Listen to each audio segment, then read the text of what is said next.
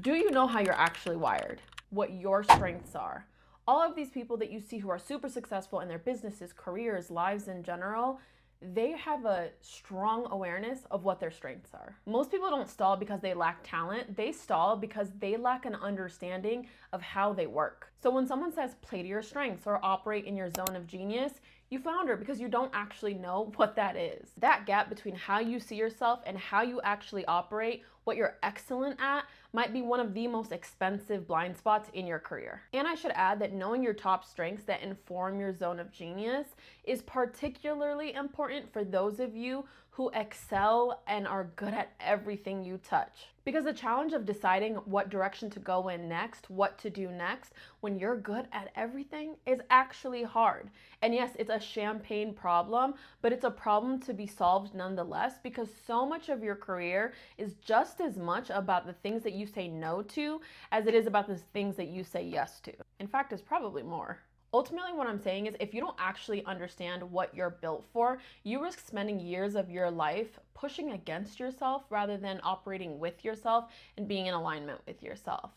So let's talk about a tool that will help close that gap. Last year, I took the StrengthsFinder's test, which is a test that evaluates you across 34 strengths and puts them in rank order. So you have a top 5, a top 10, so on and so forth. It was developed by Gallup and is backed by decades of research on what actually drives human performance. And as someone who has worked across consulting, finance, and tech roles, this is one of the most clarifying things I've done for my career outside of having one-on-ones with the incredible managers that I've had and also my career coach. Something that you have to keep in mind is that you cannot super intentionally use a strength unless you can name it and define it. So the fact that you walk away with a report with a ton of language is such valuable data for you to walk away with. I took the assessment. Analytical came back as a top strength for me. And while I was surprised to see it there, not a single person that is a coworker of mine or a friend of mine in my general ecosystem was surprised to see it. It's not that I can't now see analytical as a strength of mine, it's just not how I ever self-identified prior to this assessment. I always think of analytical as those people who have supercomputers for brains, but when I sat down and thought about it, analytical made too much sense. I mean, I've worked on Wall Street, I've worked across tech and data roles. I go through every number. I always use as many data points as possible to inform a decision. But I never called it analytical. I always just called it being thorough. And that's exactly the problem. The strength was always there, but the language for it wasn't. And babes, without the language, you can unintentionally count yourself out of future rooms, future roles.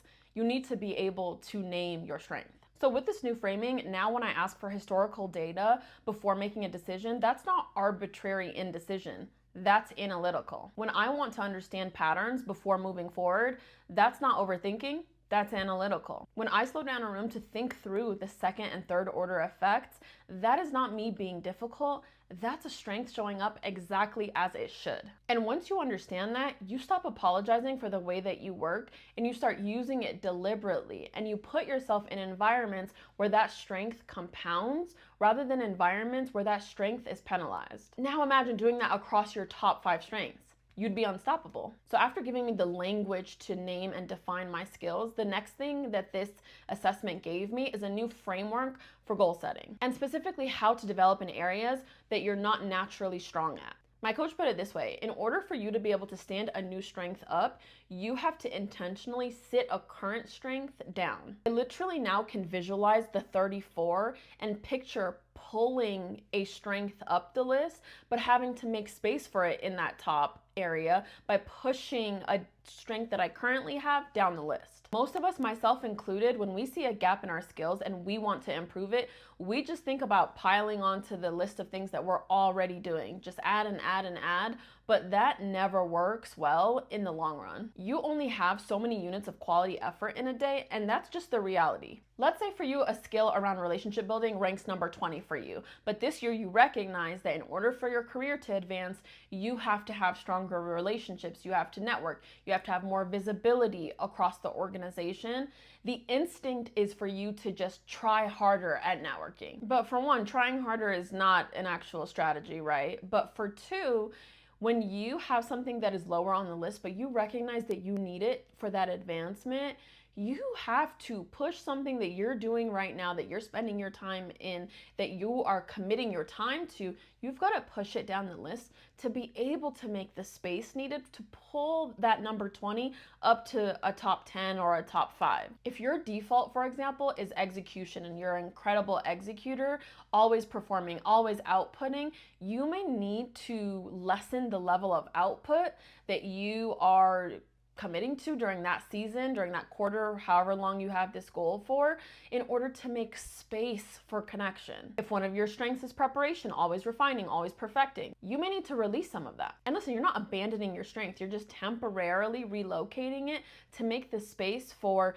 developing a new tool for your tool belt. Growth over the long run of a career, of a business, is not about adding endlessly. That is not sustainable. Ask anyone that has had a long, successful, fruitful career. It's about choosing very deliberately, and that's a much harder and much more honest conversation that you have to have with yourself or with a career coach, a manager, etc., about what you're genuinely willing to sit down to be able to stand up something new, because we like doing the things that we're good at often. So again, it requires a certain level of honesty with yourself of what you're willing to let go for a season so you can stand something else up. And by the way, if you've gone from being an independent contributor to managing a team, you know that lesson and you've learned that lesson. You had to learn it. You can't continue to do all the things you did as an independent contributor. As a manager, you've got to let go of some things to make space for being an effective manager. Self-awareness is one of the most predictive traits of long-term success, professionally and personally. When you take the time to understand your strengths, you're able to choose roles more effectively. You're able to communicate your value more clearly, and you're able to stop overworking in the directions that are not necessarily going to compound for you. The visionary that doesn't know they're a visionary can stay stuck in execution mode for years. And the operator that doesn't know they're an operator can unintentionally chase creative roles that actually drain them. So to figure out what your strengths are and eventually understand what your zone of genius is, this is where I'd start. Feel free to drop any questions, comments, and subscribe if you found this helpful.